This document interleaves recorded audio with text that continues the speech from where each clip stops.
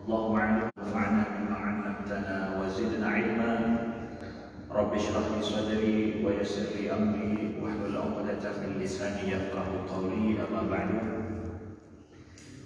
Alhamdulillah, segala puji bagi Allah, salawat dan salam semoga senantiasa selalu tercurahkan kepada baginda Rasulullah sallallahu alaihi wasallam, kepada keluarga beliau, kepada para sahabat, kepada para tabi'in wa man tabi'ahum bi ihsanin ila yaumiddin.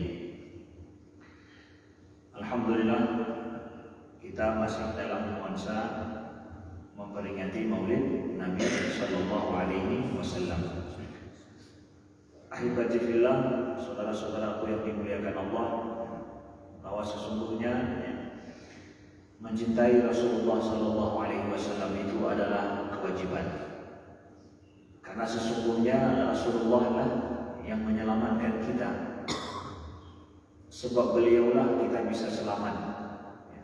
Sebab beliaulah kita mendapatkan hidayah, kemudahan hidup kita di dunia. Kemudian juga selamat bagi kita di akhirat nanti. Misi paling besar daripada Nabi datang adalah membawa hidayah kepada manusia, dan beliau adalah sebaik-baik makhluk Allah, sebaik-baik hamba Allah. Orang yang atqakum lillah, kata Nabi, adalah beliau adalah orang yang paling bertakwa kepada Allah Subhanahu wa taala. Makanya orang muslim mereka jelas ada pola hidup, ada sosok yang mereka contohkan. Kalau seandainya dikatakan orang muslim jahat, dikatakan orang muslim itu bodoh, orang muslim itu sesat, maka perumpamaan seorang muslim yang paling jelas nyata adalah sosok Nabi kita. Lihat saja siapa beliau.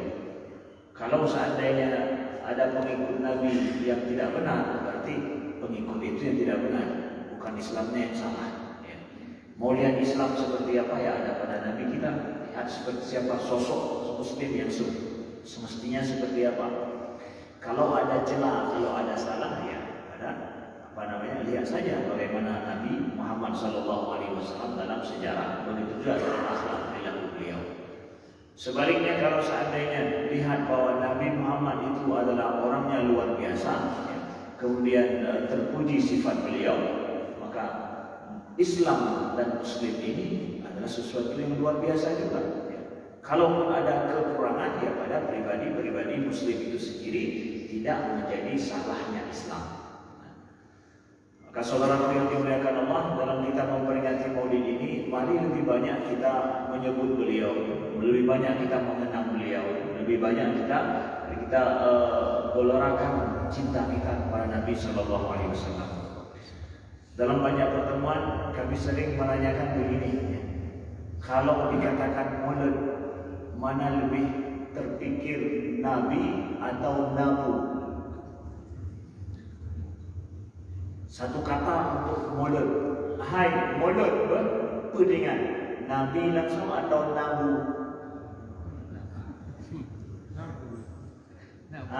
Secara terus terang berdua, ya. Yang podcast ingat tu, Namu bukan Nabi. Kalau begini adanya, artinya bahwa ada pergeseran, ya, ada pergeseran. Bukannya lebih mulut ya, manok desir ingat kemudian bu buku atau langsung ya Rasulullah. Kau kalahir Nabi loh, kau belum lahir Nabi loh. Ya, ingat langsung dibuat ditanya rindu kepada Nabi. Kalau ternyata enggak seperti itu, berarti ada pergeseran dalam cara kita memperingati Maulid. Itu perlu diluruskan. Justru semakin banyak kita rindu, semakin banyak kita teringat mengenang kepada beliau. Masalahmu itu berikut limboi sekian. Karena khanduri itu sendiri adalah sebagai wasilah dalam budaya kita. Budaya kita saja seperti itu. Budaya orang lain kadang bukan seperti itu.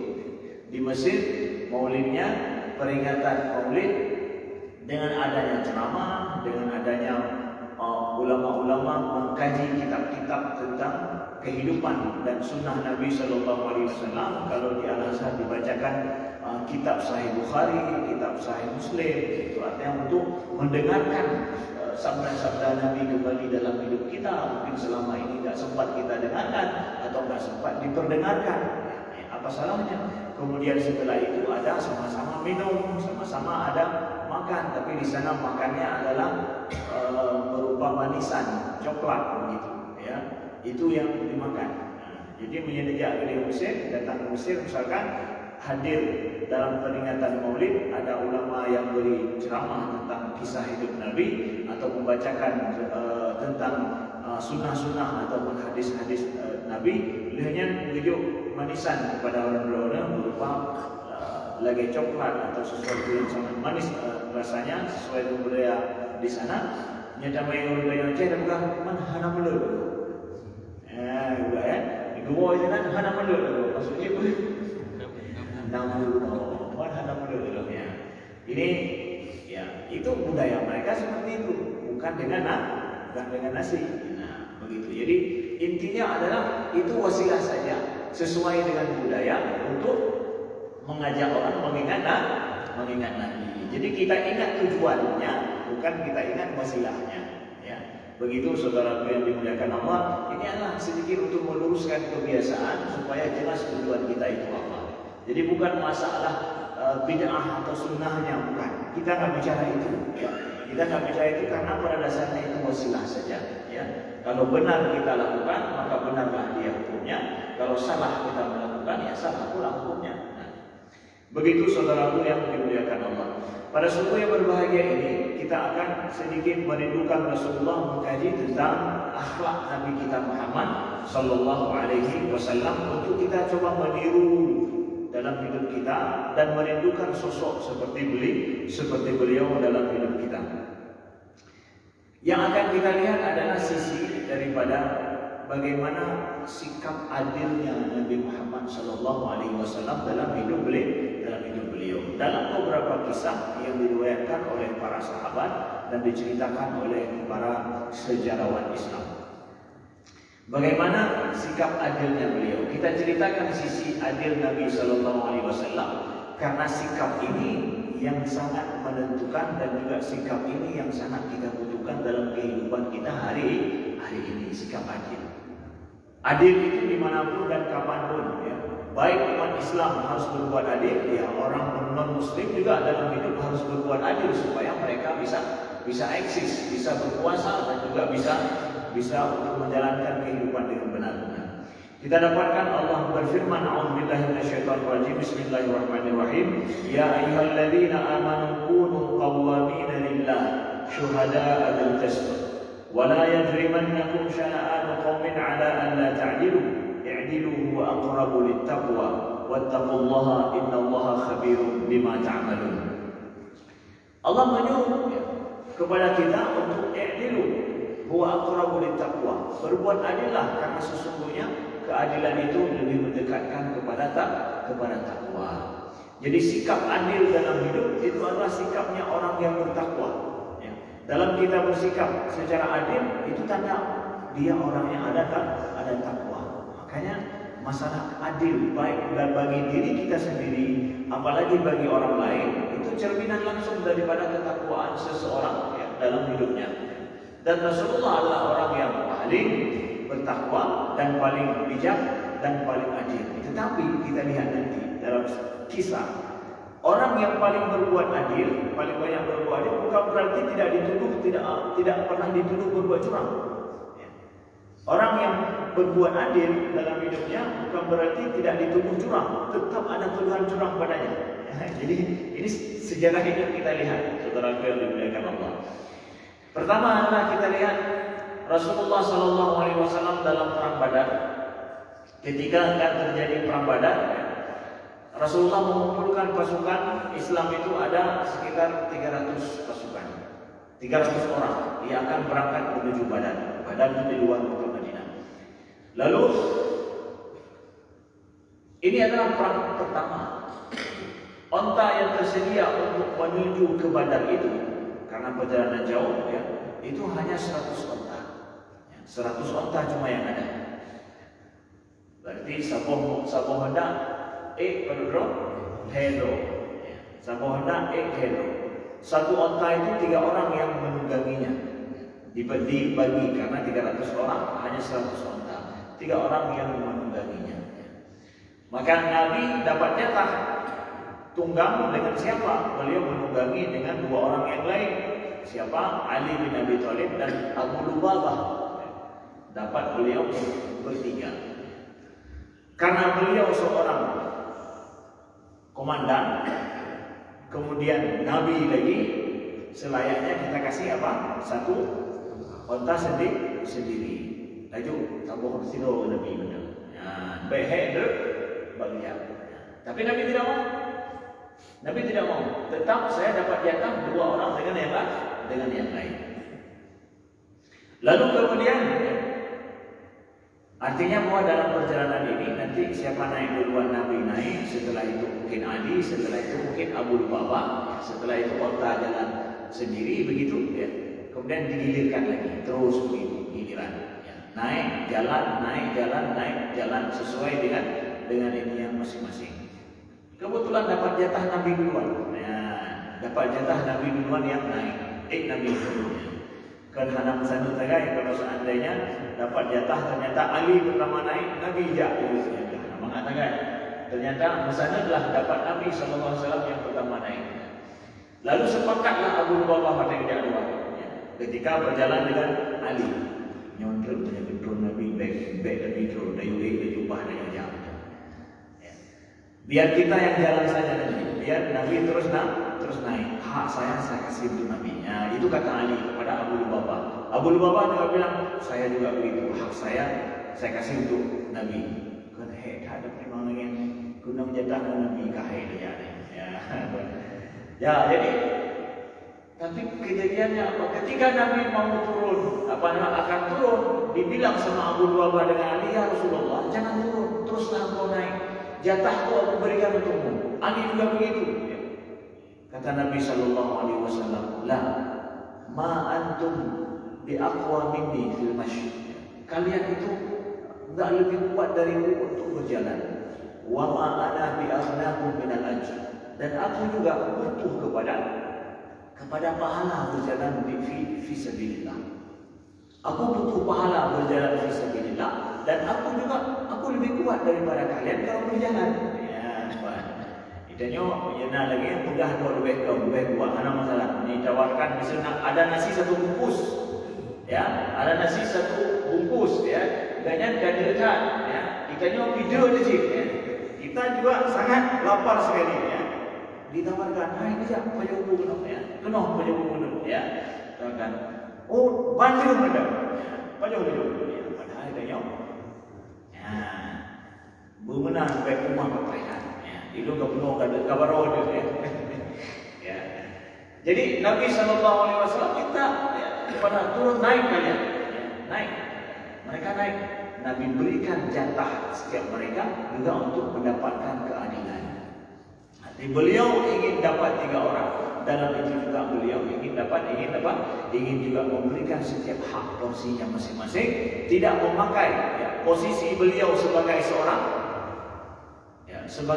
komandan, sebagai seorang nabi untuk berlaku curang kepada orang lain tidak. Karena diberikan jatahnya. Padahal ya, itu enggak diambil paksa, sudah diberikan sukarela, sudah diberi sukarela enggak beliau ambil. Kenapa? Biar adil, keadilan itu perlu ditegakkan. Dari hal yang kecil sampai hal yang besar. Maka jadi komandan, polisi misalkan ada polisi di sini. Lihat bahwa anak buah kita itu perlu waktu juga untuk keluarganya. Jangan gara-gara dia anak buah kita ya, untuk masalah keluarga yang bisa kita urus sendiri, kita suruh urus sama anak buah kita. Mereka punya keluarga juga, punya hak untuk bersama dengan keluarga mereka. Jaga keadilan. Kalau memang pada saat dia bertugas, kalau pada saat misalkan betul-betul tugas dia, ya sudah kita minta ini tugasmu, laksanakan, bantu saya ini. Tapi di luar waktu tugas dia bisa keluar, ya, silakan. Begitu juga kepala dinas ini. Watai malam, watai hana kerjale duduk bagi rupi ngendrona. Ya, dengan ocehan drone berapa malam sampai berdua sampai hana tengah malam. Oh ya Allah, anak-anak. Ya, karena kepala dinas mengganggu apa namanya, ya tahu. Jadi harus ikut. Suruh mereka pulang. Ya mau dia pulang, bahkan nggak perlu ikut saya. Ya. Itu hak kalian dengan istri kalian, hak kalian dengan keluarga kalian. Tugas dari jam sekian ke jam sekian. Kalaulah saya minta dibantu, berarti saya harus membayar lebih kepadanya karena dia harus mengambil waktunya yang baik dengan keluarganya. Semestinya dia pergi pulang ke rumah dengan keluarga, dengan anaknya, atau mungkin menjenguk orang tuanya yang sedang sakit. Tapi gara-gara ya bapak apalah lagi kemudian dia di malam berbelanjanya anak malam, si malam. Baik mana curang dan juga kita zalim kepada orang lain. Ya. Walaupun mungkin dia karena masalah Pak Ilon memang tak biasa bergadang malam luar. Lun, enggak masalah bagi saya bergadang dengan bapak. Tidak adil, berbuat adillah. Berbuat adillah. Jangan curang dalam hidup. Dari hal kecil, kalau dari hal kecil kita sudah bisa begitu, maka dalam hal besar juga kita akan bisa berbuat adil. Dari kecil kita berbuat adil sampai besar kita berbuat adil. Ya bukan masalah polisi kepala dinas saja, bos-bos juga yang lain yang kita punya anak buah yang mereka segan dan nyorok kepada mereka, yang bergurau menggah bahaya. Jangan zalim kita kepada mereka. Orang yang bekerja dengan kita, mereka kadang butuh penghidupan dengan kita, ingin mendekat dengan kita, ingin supaya kita ridho kepadanya, supaya kita tidak diputuskan hubungan kerja dan yang lain. Tapi jangan zalim. Lihat kepada kisah Nabi Sallallahu Alaihi Wasallam diberikan sekarang, tapi Nabi tidak menzalimi kalian punya hak. Ya. Itu dalam masalah yang seperti itu. Bahkan dalam masalah ibadah sekalipun Nabi tidak memperbolehkan orang menzalimi diri sendiri sebelum menzalimi orang lain. Nabi mendengarkan bahwa Abdullah bin Umar ini anak daripada Umar bin Khattab radhiyallahu anhu. Beliau terkenal sekali kalau dalam masalah ibadah sangat kuat. Dan juga begitu juga beliau sangat lebih hati-hati sekali dan pokoknya galak yang berat-berat. Dalam masalah ibadah, dalam masalah Islam, beliau lebih memilih pendapat yang lebih berat. Contoh misalkan pendapat Abdullah bin Umar bahwa apakah dalam berwudu itu mata bagian dalam itu termasuk yang harus dicuci atau tidak? Kan? Famsahu biwujuhikum ya. Ini mencuci wajah apakah juga termasuk mencuci mata bagian dalam atau enggak? Kalau kita masih Imam Syafi'i ya, mata bagian dalam itu bukan yang harus dicuci ya. Tapi ya cukup ini semua bagian luar saja, bagian ya, kita pejamkan mata kita basuh. Ibnu Umar mengambil pendapat bahwa mata bagian dalam juga dicuci. Ya, jadi kayaknya gerak. Ya. Pokoknya yang berat. Beliau yang berat, pendapat yang lebih berat siap beliau. Makanya sampai kepada Nabi Sallallahu Alaihi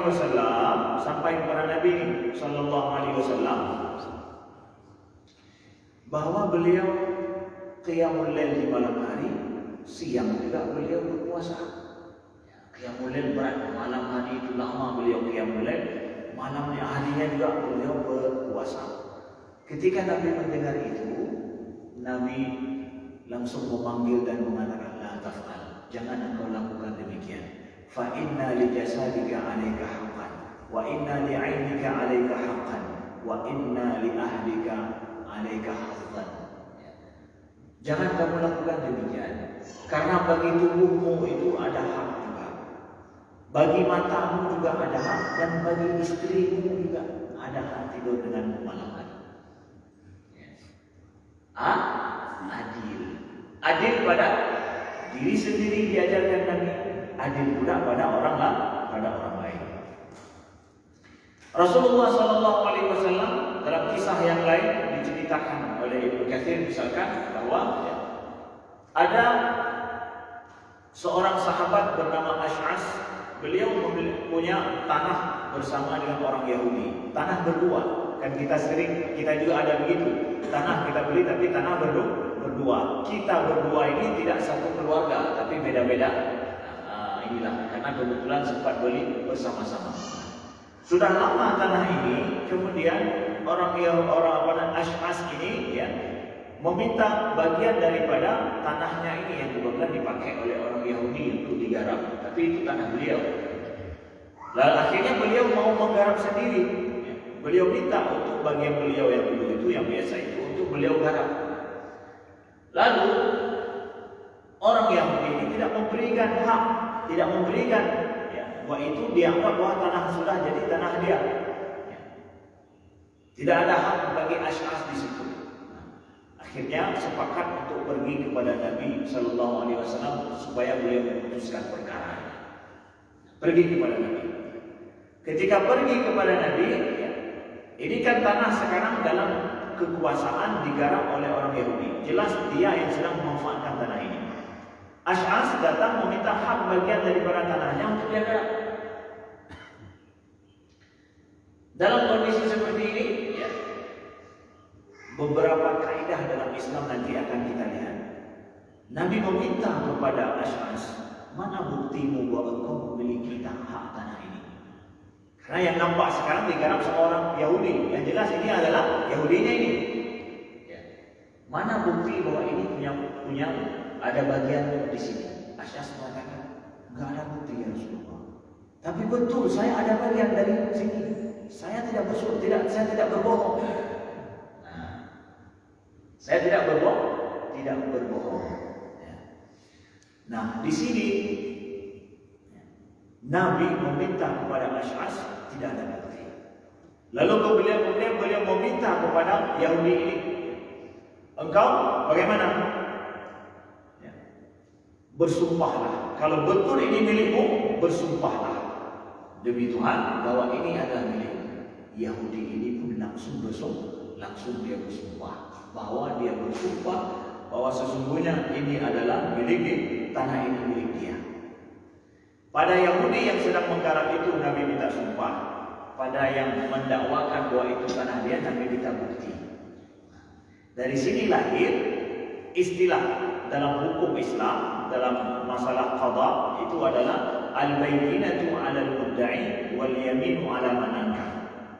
Bagi orang yang mendakwakan sesuatu miliknya, padahal itu dalam penguasaan orang lain, itu harus ada bukti. Kalau tidak mampu untuk dibuktikan, maka sumpah bagi orang yang sedang menguasai tempat itu. Tanah dikuasai oleh orang Yahudi, sumpah dia. Kalau dia berani bersumpah bahwa ini adalah miliknya, maka sudah sah itu milik dia, karena yang mendakwakan tidak punya bukti. Itu dalam qada Islam, di dalam cara menghakimi, dalam memutuskan perkara dakwa-dakwi dalam Islam. Cukupkan bukti dulu kalau ingin mendakwakan sesuatu yang ada dalam genggaman orang lain.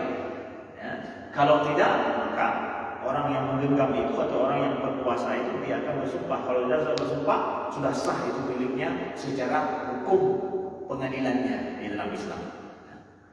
Akhirnya Nabi putuskan itu milik orang Yahudi. Walaupun sahabat ini mengatakan, betul Nabi itu milik saya ada bagian di situ. Nabi memutuskan itu milik orang Yahudi sesuai dengan hukum kaidahnya tadi itu. Kaidahnya tadi. Walaupun itu Yahudi, ini sahabat beliau, sahabat Nabi, tapi beliau berbuat adil. Dari sini turun ayat surah Ali Imran ayat 77. Innal ladzina yashtaruna bi ahdillahi wa aymanihim thamanan qalila ulaika la khalaqa lahum fil akhirati wa la yuzakkihim. Jadi turun ayat yang mengatakan sesungguhnya orang-orang yang membeli dengan janji dan dengan sumpah mereka untuk mendapatkan harga yang sedikit. Al-Quran membongkar bahwa ada orang yang berani bersumpah dengan Allah, bersumpah, berjanji dan bersumpah demi Allah hanya untuk mendapatkan thamanan qalila, untuk mendapatkan harga yang sedikit, untuk merumpuk barang maju. Yahudi ini bersumpah padahal ada hak daripada sahabat, tapi berani dia bersumpah. Secara hukum peradilannya yang berarti sudah itu milik dia, tapi dia berani berbohong. Urusannya nanti dengan Allah hari kiamat. Itu dia beda dalam pengadilan manusia. Dia berani berbohong dengan sumpah dia. Kalau sudah sesuai dengan kaidah tadi, ya udah berarti milik dia. Putuskan perkara milik dia. Kenapa? Ini nggak cukup bukti. Itu berani bersumpah. Tapi dia bersumpah bohong. Tapi siapa yang tahu dia bohong? Karena ini tidak ada bukti. Allah tahu, udah itu urusan dia dengan Allah nanti. Berkrikep ya, berkrikep wajah wakinya keterangan ya, ya. Hari kiamat dia akan takut. Kriket apa bahasanya? Ya, kriket jarwaki itu. Terserah dia. Ya, begitu. Maka pengajaran manusia tidaklah murni 100%, tapi kembali kepada kaidah keadilan yang mampu diwujudkan oleh manusia. Nabi mempraktekkan demikian, adil juga. Nabi dalam hal yang seperti itu. Nah, begitu saudaraku yang dimuliakan Allah. Nabi bersikap adil yang sangat luar biasa. Tapi ketika Nabi berbuat adil seperti ini, apakah berarti beliau tidak dituduh berbuat curang? Dituduh. Ada yang tuduh beliau berbuat curang. Saudaraku yang dimuliakan Allah. Ya. Jadi ketika Nabi membagikan fai itu adalah harta yang ditinggalkan oleh orang kafir dalam peperangan ya. Nah, di sini ya, ketika Nabi membagikan, ada orang yang merasakan bahwa ini tidak adil ya. Ini tidak adil. Ketika Nabi banyak dalam sebuah peperangan, saya lupa nama perangnya ini, entahkah perang Hunain ya. Jadi Nabi membagikan harta yang ditinggalkan oleh orang Quraisy ini, oleh orang musyrikin yang tidak jadi berperang dengan Nabi karena takut. Akhirnya mereka tinggalkan banyak unta, banyak kambing, banyak harta yang lain. Tapi Nabi berikan lebih banyak kepada orang-orang yang baru masuk Islam. Ya, baru agama Islam menuju Nabi itu, ya, diberikan oleh Nabi SAW banyak. Jadi pemuka daripada orang Najd pada saat itu, ya, Najd itu lebih banyak diberikan. Lalu datang salah seorang dari orang Quraisy yang baru masuk, yang sudah lama masuk Islam, meminta kepada Nabi, "I'dil ya Muhammad." Wahai Muhammad, katanya, "I'dil, berbuat adillah." berbuat adillah. Yang lebih lebih kurang yang baru dapat Islam. Ya. Kami yang sudah lama berjuang denganmu tidak engkau berikan. I'dil ya Muhammad, berbuat adillah. Nabi menjawab, "Wa man ya'dil idza lam a'dil?" Siapa yang akan berbuat adil kalau aku tidak berbuat adil? "Wa inni la atqakum lillah." Aku orang yang paling bertakwa kepada Allah. Teruangan payah tegah. Payah lebih cek. Ketika kita dituduh, kadang pada saat itu kita harus nampakkan siapa diri kita. Karena tertuduh. Kita berjodoh. Ya, bukan memuji diri sendiri. Kita tampakkan itu adalah siapa kita. Ayo ke sini. Yang pilih lo nanti 20% kampungnya pilih lo. Nah, ketika kita tertuduh dengan curang, kita harus menampakkan siapa kita. Saya imam di sini dipercayakan sudah 10 tahun oleh masyarakat. Nah, apa ya? Aku disuruh. Ketika kita dituduh secara curang, tapi bukan mengatakan diri kita baik untuk berbuat curang, bukan. Kita dituduh kadang untuk dituduh begitu. I'dil ya Muhammad. Ya. Kata Nabi, "Innama uridu an a'talifahu." Sesungguhnya yang aku inginkan, aku berikan lebih banyak kepada mereka yang baru masuk Islam ini adalah supaya itu adalah mu'allafah qulubuhum, supaya hati mereka ini condong kepada Islam. Karena yang baru masuk Islam kan masih juga cinta kepada harta. Berarti ketika masuk Islam nampak seakan-akan bahwa rumah laba sini nama itu nama. Lo kau mau ya. Mereka masih suka seperti itu. Ya. Nabi berikan lebih banyak. Ya. Sedangkan kalian iman kalian sudah baik, kalian sudah paham ya, bahwa tidak mesti harus pergi fisabilillah untuk buat pulang kambing dan domba. Bukan, tapi fisabilillah adalah mengharap harta daripada Allah. Kalian sudah paham itu. Ya. Maka aku tidak berikan lebih banyak kepada kalian. Aku berikan lebih banyak kepada mereka yang baru masuk Islam. Adil. Nabi SAW. Begitu juga orang Ansar pada pernah kejadian dengan Nabi, ini juga mungkin dalam perang Hunain. Orang Ansar dalam perang Hunain itu adalah setelah perang Hunain itu setelah Fathu Mekah. Perang Hunain dan setelah Fathu Mekah. Dalam perang Hunain itu juga Nabi banyak memberikan harta rampasan perang itu ya, kepada orang-orang Mekah yang baru masuk Islam. Bayangkan Nabi Fathu Mekah, ya, membebaskan kota Mekah, sambil pulang ke Madinah terjadi perang Hunain. Ya. sambil pulang ke Madinah. Ya. Terjadi perang Hunain. Dalam perang Hunain menang luar biasa. Ya. Banyak harta yang didapatkan oleh orang Muslim. Setelah itu, lalu apa yang terjadi? Nabi berikan banyak juga kepada orang-orang Quraisy daripada orang kampung beliau yang baru masuk Islam. Tersiar kabarnya bahwa Nyan Kadir sekarang baru nampaknya Nabi kalau sama orang kampung beliau, ya, kemudahan dengan orang kampung beliau, ya, beliau lebih banyak memberikan orang kampung beliau. Kita yang sudah berjuang Ansar ini dengan beliau, kita justru tidak dapat apa-apa. Nabi nggak kasih apa-apa orang Ansar, dikasih untuk orang kampung Nabi, itu orang Mekah yang baru masuk Islam, semua itu diberikan kepada mereka. Orang Ansar nggak dapat apa-apa. Muncullah fitnah di sini. Kadir datang. Kalau masalah orang kampung beliau, nah ini dia. Jadi kena fitnah juga. Kalau ingin berbuat adil akan kena. Jangan heran. Maka janganlah hanya gara-gara kena suara orang seperti itu kita berhenti berbuat adil. Bapak yang nanti kamu bagi kau cokro sebelum dulu. Tak akan terjaga dulu. Ini mana yang anak Nabi betul ya. Kita ingin berbuat adil seadil-adilnya, kita akan kena. Begitu kena, sampai aja kena. Tapi jangan berhenti berbuat adil. Jangan berhenti untuk terus bertanggung jawab. Ya. Nabi panggil orang Ansar. Ya. Aku mendengarkan bahwa ada di kalangan kalian yang mengatakan bahwa begini. Kata Nabi Sallallahu Alaihi Wasallam, wahai Ansar, sesungguhnya aku adalah dari Ansar. Aku ini orang Ansar. Ya. Lunyo bagian dari orang Ansar Nabi. Yang ini petenang nanti orang Ansar. Aku ini bagian daripada orang Ansar. Apakah kalian tidak ridho kalau seandainya mereka orang Mekah yang baru masuk Islam itu kembali ke kampung mereka membawa kambing, domba, onta, sedangkan kalian pulang ke rumah kalian membawa Nabi Sallallahu Alaihi Wasallam, Nabi Muhammad yang diutus oleh Allah? Mana lebih kalian ridho? Pulang membawa Nabi atau pulang membawa onta dengan domba? Lumba dengan sapi. Ya, menangis semuanya. Ya Rasulullah, radina ya Rasulullah. Kami ridho denganmu ya Rasulullah. Kami tidak mau harta itu semua. Kami lebih ridho dengan lumba sapi. Orang yang berbuat adil itu berbuat curang, iya. Tapi jangan berhenti berbuat keadilan. Nah, jangan berhenti berbuat, teruslah berbuat. Nabi juga dituduh.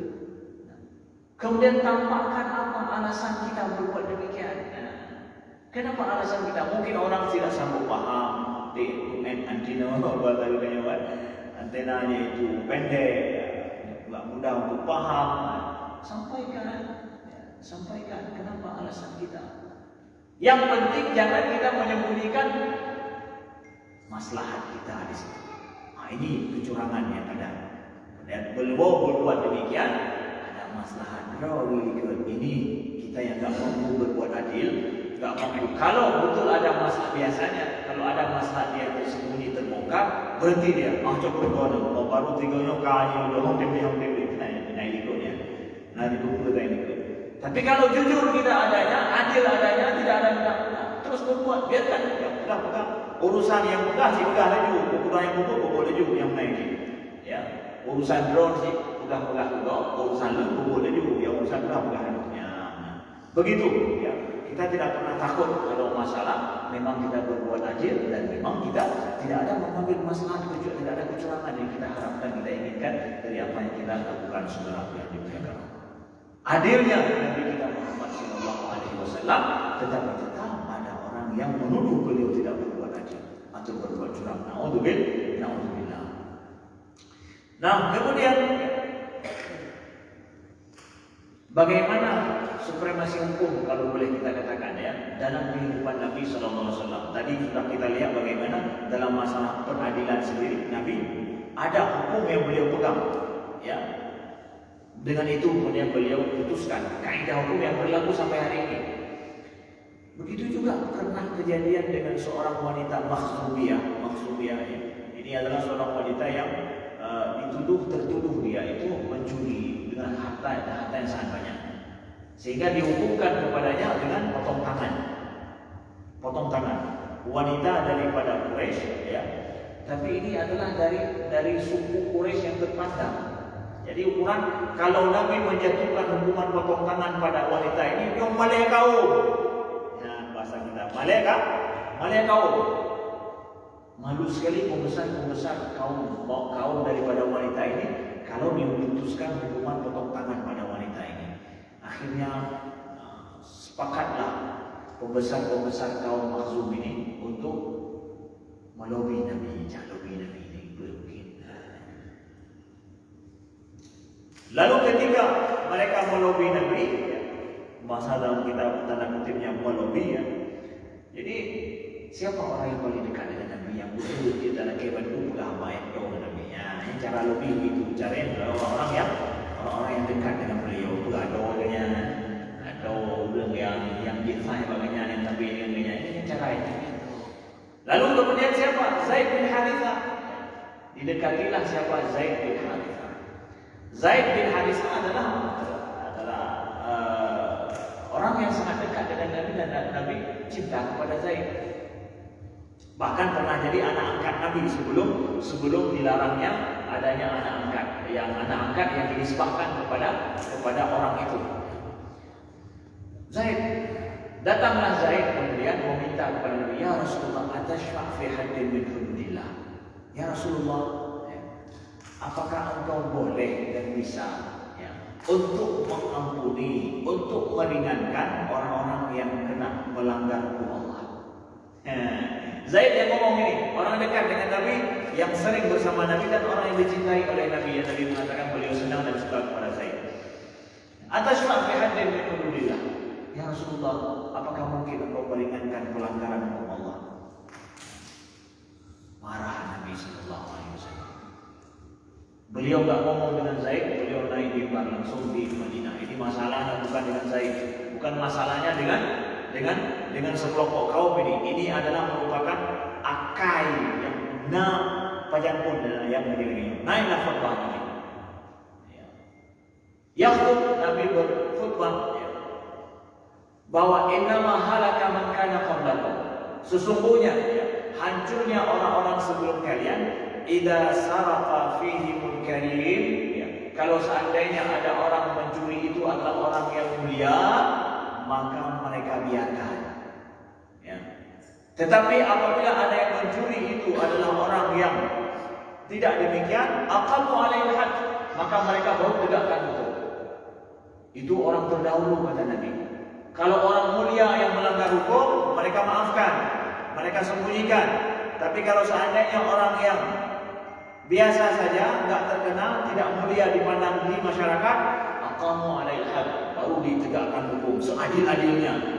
Yang seandainya silo nenek dicuri, silokto, ya, seorang nenek curi sandal, hukum seadil-adilnya sesuai dengan tertulis dalam undang-undang. Tapi kalau koruptor besar, apalagi orang partai yang sedang berkuasa misalkan, ya, contoh misalkan siapa saja, apa saja, ya, maka itu yang dia akan lebih cai itu, ya. Aqamu alaihi had.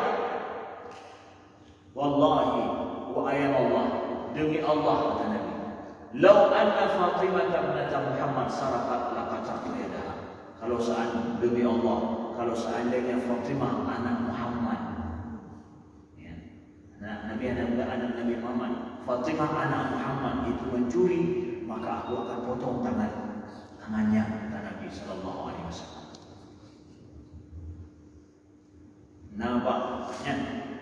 Nampak lobby lagi-laginya, ya, nggak ada lobby seperti itu. Ya. Artinya ini beginilah adil manusia dalam menegakkan hukum. Kadang hukum di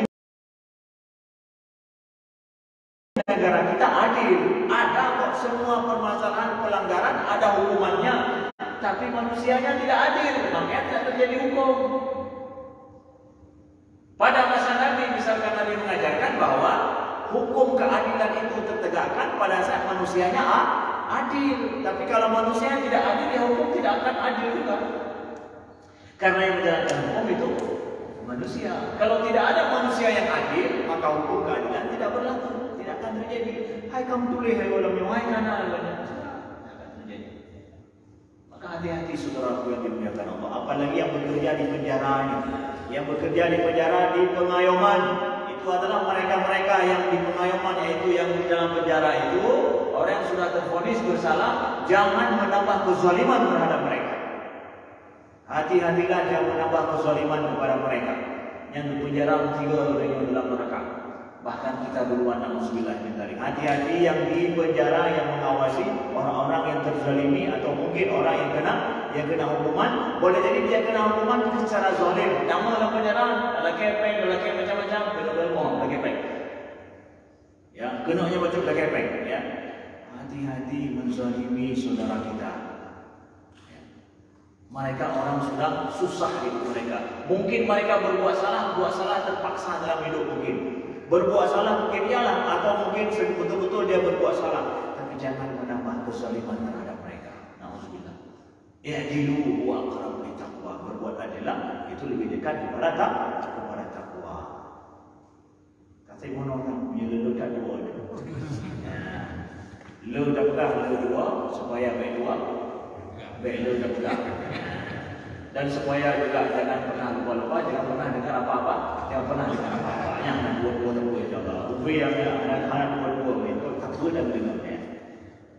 Baik, kalau ada yang ingin ditanyakan, kami persilakan. Kalau tidak ada, lebih baik. Ada? Berarti lebih baik. Ya? Ya. Ada? Ya, silakan.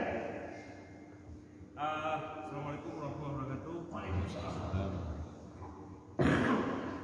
Sedikit ingin kami tanyakan keadaan pelaksanaan Maulid di zaman Imam yang kuat. Apakah memang ada seperti yang disampaikan oleh pihak tadi bahwa anak-anak boleh berjaman Imam yang kuat? Jadi sebenarnya waktu Imam yang masa yang kuat itu sebenarnya bagaimana pelaksanaan memperingati Maulid ini? Demikian, terima kasih. Assalamualaikum warahmatullahi wabarakatuh. Waalaikumsalam warahmatullahi wabarakatuh. Bagaimana pelaksanaan Maulid pada masa Imam Syafi'i, Imam Abu Hanifah, Imam Ahmad bin Hanbal? Pernah khauri kenyum ataukah ada bagi-bagi kue seperti ini atau tidak? Bagaimana?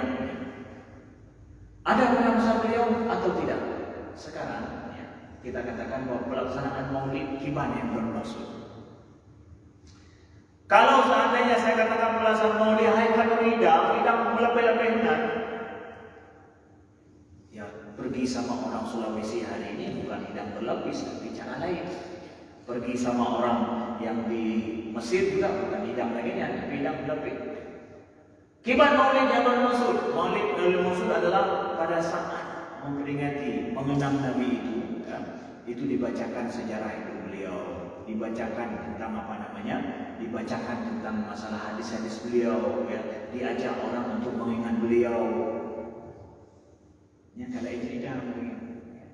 Kalau begitu pelaksanaan Maulid masa zaman masa Imam yang keempat, diurang beliau kira-kira. Diurang beliau, orang beliau. Kan cuma bulan Rabiul Awal saja, tiap hari mereka itu Maulid seperti itu.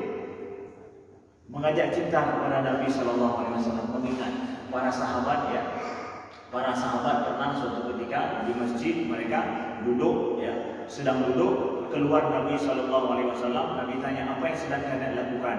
Kami sedang mengingat rahmat nikmat Allah kepada kami. Allah telah mengutusmu ya Rasulullah untuk kami. Kami sama-sama ngomong bicara. Menyana tu Nabi ilam ta'anya tiba-tiba. Ya, kamu berhawa tentang doa ya Rasulullah.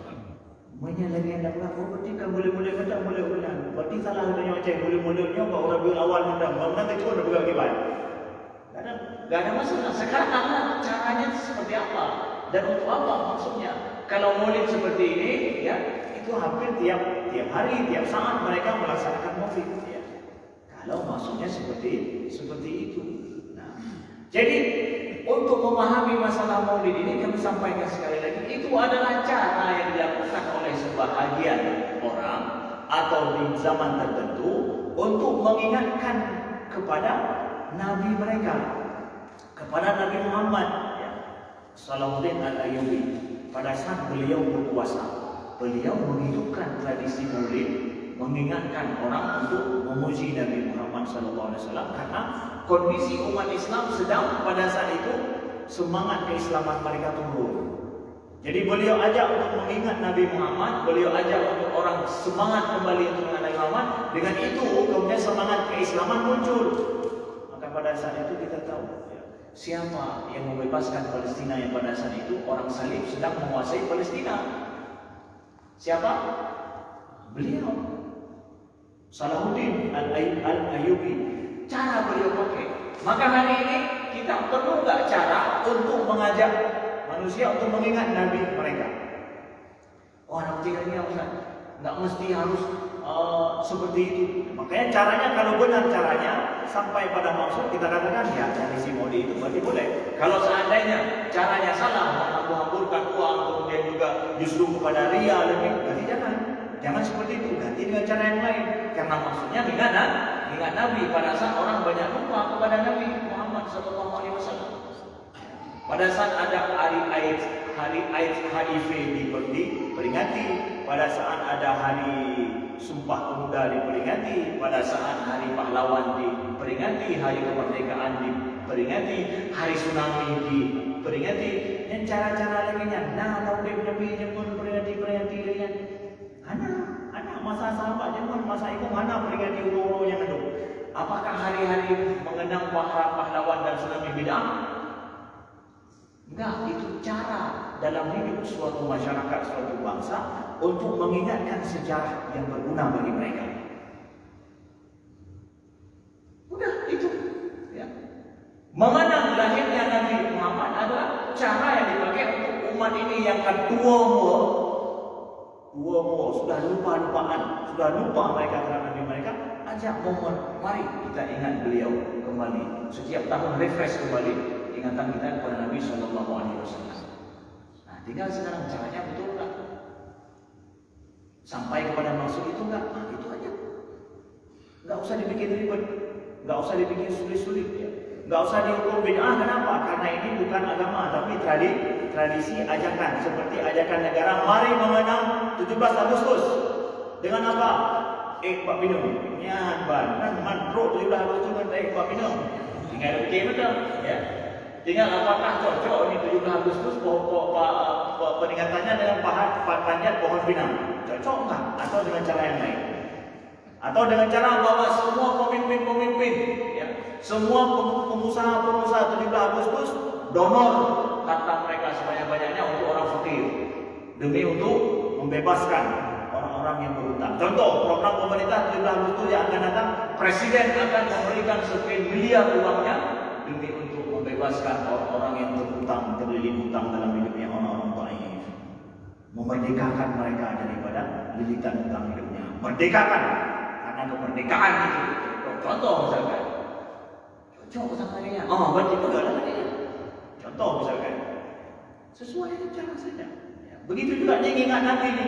Kau ni udang bidang lapis-lapis itu.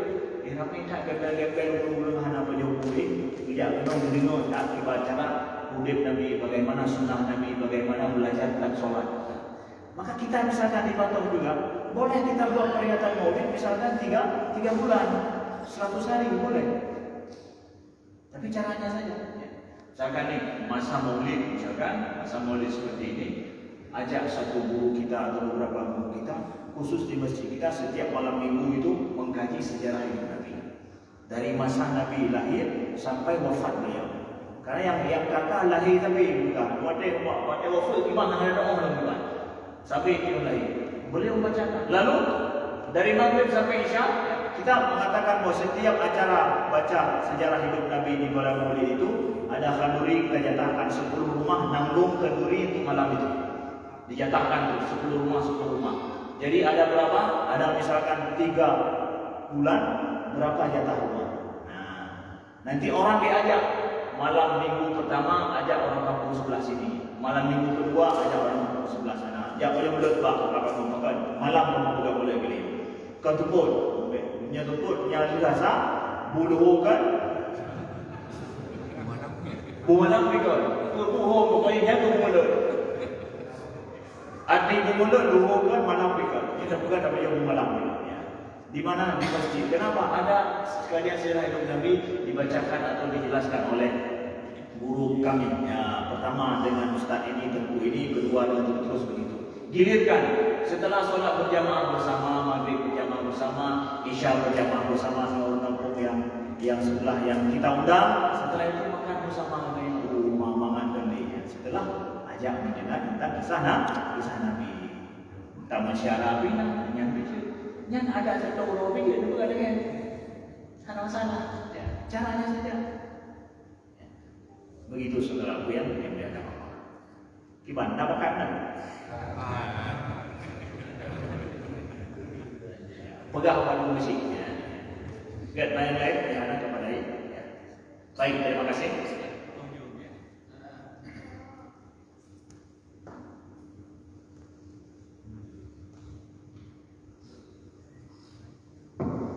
Assalamualaikum warahmatullahi wabarakatuh.